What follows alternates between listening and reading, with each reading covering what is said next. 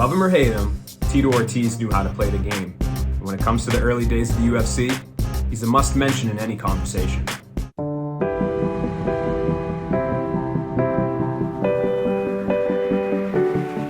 The Huntington Beach bad boy leaned into the bad guy role in the early days of the modern era UFC, making it all the more frustrating for his haters that he won over and over. Long before he was a UFC Hall of Famer who defended his title 5 times successfully, Ortiz burst into the national spotlight in 1997 at UFC 13. That was during the tournament days of the promotion, and he went 1-1. Tied with John Jones for the third most pay-per-view main events, Ortiz drew eyeballs every time he competed. His iconic rivalries with Ken Shamrock and Chuck Liddell fell right into place during the heyday of The Ultimate Fighter. He competed for UFC Gold in his 7th MMA fight. He lost to Frank Shamrock in the UFC 22 main event.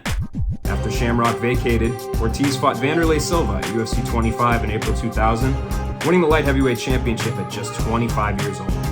Over the next 5 fights, Ortiz took on challengers unable to top him. They included Ken Shamrock and Evan Tanner, among others. That's until he met Randy Couture at UFC 44, and he lost the belt to the Natural. Ortiz was finished by an Iceman Fleury in his next fight at UFC 47 in 2004. 4 wins later, he fought Liddell again at UFC 66 in December 2006.